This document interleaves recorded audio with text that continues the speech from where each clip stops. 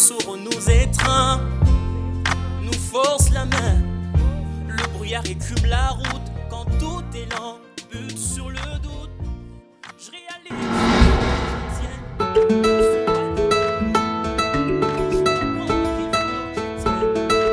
Les immeubles sont hypothéqués, le meuble s'engage. Voilà. Ça signifie L'immeuble on peut hypothéquer, on peut prendre, on donne moyennant un service, moyennant de l'argent. On laisse avec comme promesse de payer et de récupérer ce qui a été hypothéqué. Gage, c'est presque la même opération, mais ce sont les biens meubles. Donc les véhicules, les chaises, on peut hypothéquer une montre aussi, on peut gager une montre. Un débiteur peut, pour garantir le paiement de sa créance, donner en gage un bien meuble. Encore faut-il que ces biens meubles soient dans le commerce. De l'autre côté, nous avons l'hypothèque qui ne peut gréver ne fût-ce qu'un bien immeuble. Le gage et l'hypothèque servent à rassurer un remboursement en cas d'emprunt. Ils sont courants dans la vie, mais parfois, ils créent des problèmes. Une personne sollicite un prêt, de l'argent par exemple, auprès d'une banque. Elle doit rassurer qu'il y a possibilité de rembourser cet argent en temps voulu. Par prudence, la banque lui demande de donner une maison par exemple. C'est une hypothèque. Elle vient d'hypothéquer sa maison. C'est avec le consentement du débiteur que l'hypothèque se réalise. La même chose avec les gages. Donc ce sont des garanties tout simplement qui sont mises à la disposition du créancier pour l'assurer que le débiteur va s'exécuter de ses obligations qu'il a souscrites auprès du créancier. Il faut l'inscrire au niveau du conservateur des titres immobiliers. Il faut inscrire cette hypothèque-là. Et comme les biens immobiliers ne sont pas susceptibles d'être déplacés, ce qui est déplacé, ce sont les titres de propriété.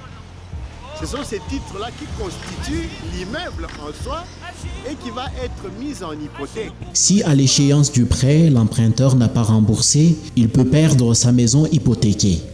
Mais en toute chose, il faut respecter la procédure.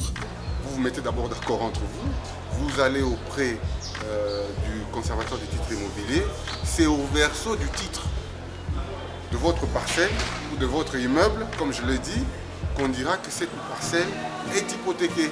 Donc en cette période d'hypothèque, le propriétaire ne peut pas disposer, ne peut pas vendre cette hypothèque.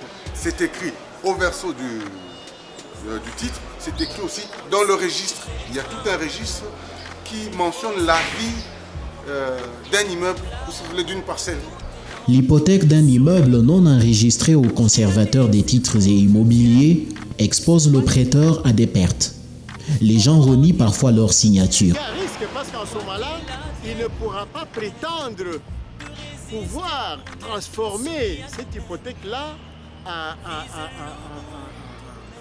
convertir cette hypothèque-là pour qu'il puisse récupérer, n'est-ce pas, sa créance. Il faudrait que les formalités d'usage soient accomplies préalablement pour que le juge qui va recevoir, n'est-ce pas, une telle action de la part du créancier puisse obtenir, n'est-ce pas, ce dont il a prêté au débiteur. L'hypothèque devient une sécurité pour la créance reçue. Au cas où vous n'arrivez pas à payer dans les délais convenus ce que vous avez emprunté, alors celui qui a reçu en gage va convertir cette hypothèque-là pour la transformer en vente de l'immeuble hypothéqué pour qu'il recouvre sa créance. Mais l'hypothèque diffère du gage. Le gage consiste à donner comme garantie un bien immeuble, c'est-à-dire déplaçable. Une maison, un téléviseur, une montre par exemple. Tous les deux, ce sont des sûretés. Donc ça veut dire que ce sont des garanties que la loi a prévues que les débiteurs peuvent donner pour justement garantir le paiement de sa créance. Et chaque sûreté répond à des règles beaucoup plus particulières par rapport à comment est-ce que elle doit s'effectuer. Le gage ne fait pas intervenir des officiers le plus souvent. Pourtant, le texte signé peut être validé chez le notaire. Pour preuve, c'est-à-dire qu'il faut qu'il y ait un acte. Vous devez vous convenir, vous dites, bon, vous devez établir un acte sous seing privé d'abord, que vous allez légaliser auprès du notaire, pour donner la validité, n'est-ce pas, à cet engagement-là. Et comme pour l'hypothèque et le gage aussi, le gage devient aussi une sécurité pour la créance reçue. C'est une garantie pour qu'au cas où vous ne payez pas ce que vous avez emprunté, le créancier puisse convertir ce gage-là pour que lui vende vos biens mis en gage pour récupérer, n'est-ce pas, sa créance. Mais pour gager, les gens peuvent le faire entre parties, des libres décisions, sans contrainte. C'est différent quand quelqu'un dit, il va par exemple à une police du coin, dit non, bon voilà, je laisse d'abord ma télé parce que ça se fait. Je laisse d'abord ma télé en entendant que j'ai cherché 80 000 francs à payer comme amende. Ça c'est autre chose. Mais gager, c'est pratiquement quand je suis en affaires et je voudrais avoir un peu plus. C'est un exemple que je peux peut-être prendre. Je dis, prenez par exemple ce téléviseur qui coûte 1000 $ ou 1 million de francs. En échange, donnez-moi par exemple 300 000 francs que je vais venir récupérer après. Cette opération, c'est ça, gager. Mais dans les deux cas, l'hypothèque ou le gage, les témoins sont nécessaires, les écrits bien plus encore. Parce que il n'y a que Dieu qui ne change pas d'avis, dit-on. Les gens peuvent changer, les gens peuvent même régner leur propre signature.